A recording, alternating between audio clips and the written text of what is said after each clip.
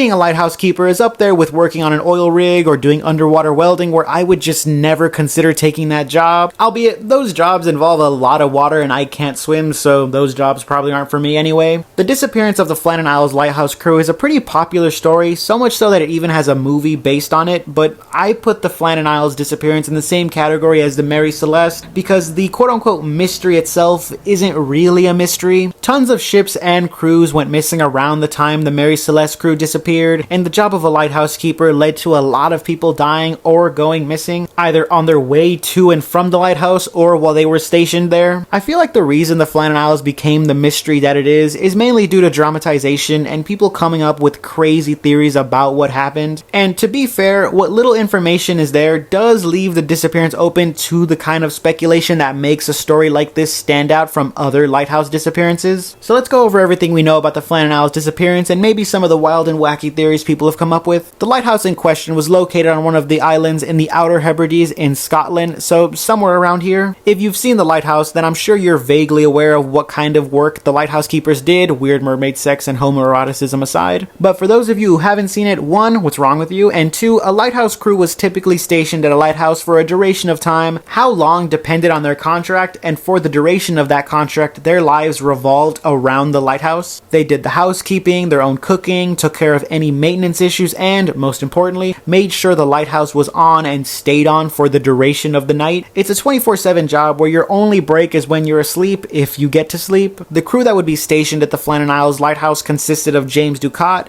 Thomas Marshall, and Donald MacArthur. It was kind of tough to find out when they were stationed at the lighthouse, but it was definitively sometime before December 15th. On December 15th, a steamboat named the Arctur passed by the Flannan Isles and realized that something was wrong when they saw that the lighthouse was turned off. I know it's not their job to go check on every lighthouse that's seemingly not functioning, and it probably wouldn't have changed too much, but it's interesting to think about what might have gone different if they actually went and checked on the lighthouse crew. Speculation aside, the Northern Lighthouse Board was informed about the Flannan Isles lighthouse being off, and they sent a crew to go investigate. I assume it was the crew of the Arctur who informed them, but depending on how many ships passed and how many days had gone by, it could have been someone else. What I did find interesting though is that the Northern Lighthouse Board website states that the investigation was a routine visit that resulted in them finding out the crew disappeared, while everywhere else says that the board sent a ship to check on the lighthouse in response to the report of it being inactive. It's unanimous that the Hesperus was the relief vessel to go check on the crew, and obviously I don't think the Northern Lighthouse Board is trying to cover anything up. I just thought it was an odd detail and is probably just a miscommunication. One of the Hesperus investigators, Joseph Moore, reported that he had an immediate sense of foreboding when he got onto the island and as he made his way towards the lighthouse. Superstition aside, things in the lighthouse were disorderly in order, and what I mean by that is that things seemed relatively normal, save for some odd things here and there. Doors were unlocked, there was half-eaten food everywhere, their coats were still there, and the clocks had all stopped, which definitely didn't help the superstitious aspect of this investigation. That obviously all sounds a little weird, but aside from that, things seemed completely fine. The last log entry was on December 13th, but the notes they found for December 14th and 15th were relatively normal. The lamp was ready to be lit, and it was clear that most of the work that needed to be done was completed before noon. So based on that, the investigators determined that the lighthouse crew disappeared around the afternoon of December 15th. That's why I mentioned the Arctur checking on the crew since they passed by the same day that the crew disappeared. Like I said, I doubt this would have changed much since the crew was more than likely gone by then, but there's also the possibility that they could have gotten there right on time to help them. There's a lot of theories that are passed around about what could have happened, but just to get the most likely scenario out of the way, during the investigation, the relief crew found tons of signs that a massive storm struck the island. Robert Muirhead, who led the investigation, came to the conclusion that two of the lighthouse crew went out to grab extra equipment near the western landing and were unfortunately swept up into the ocean by the storm. And when they didn't return, the last crew member went to go check on them and was subsequently dragged into the sea along with them. One of the alternate theories that stands out to me is about one of the lighthouse crew, Donald MacArthur. Apparently he had a pretty bad reputation and was known to just start fights for no reason or just be generally unpleasant. The theory goes that some kind of fight broke out near the cliff and they all fell into the ocean as they were fighting. Whenever situations like this happen, the crew's history is obviously going to immediately be looked into, and whenever they find things like a violent past or history of fighting, then it starts to make sense that they would jump to the conclusion of murder or something along those lines. But at the same time, I don't think that's exactly fair. I'm not saying that MacArthur wasn't a bad dude. I obviously don't know him. I just think that jumping to that conclusion without leaving it open for any other possibilities isn't always the best approach if you're trying to figure out what actually happened, especially when these are real people with real families who are obviously going to mourn the loss of their loved ones. The superstitious stuff I mentioned with Joseph Moore is relevant because there isn't a definitive supernatural theory. There's just this idea that there was a bunch of creepy supernatural stuff going on with the island and that somehow led to the crew's disappearance. The problem is that this is where misinformation really starts to take hold of the Flannan Isles story, because a lot of the quote-unquote evidence for the supernatural is mostly things that were entirely made up or have no way to be confirmed or denied. There's reports that the sheep on the island never stayed out in the open once it got dark because of supposed ghosts or spirits roaming around, and this wasn't helped by how afraid Moore said he was to set foot on the island. Not only that, but there's also fake logs where the crew claimed this was a storm like they've never seen before of supernatural proportions and how they were praying to God for mercy. In all fairness, the sheep stuff could be real. I don't really know how anyone can fact check that, but all that led to this idea that something freaky happened on the island and that's why the crew disappeared. If you were to ask me, the crew being dragged into the sea by a storm is scarier than anything else. Yeah, ghosts and murder are scary, but I'm terrified of the ocean, so being dragged into it by a storm freaks me the hell out. But which of these ideas do you believe, and what do you think would have been the scarier way for the crew to disappear? I know I've been gone for a while, sorry about that. Unfortunately, I have a life and I sometimes get busy. On the bright side though, next video is going to be on some folklore. No reason why, just something I felt like googling for longer than I reasonably should. But as always, if you got this far, like, comment, subscribe, and just let me know how you're doing.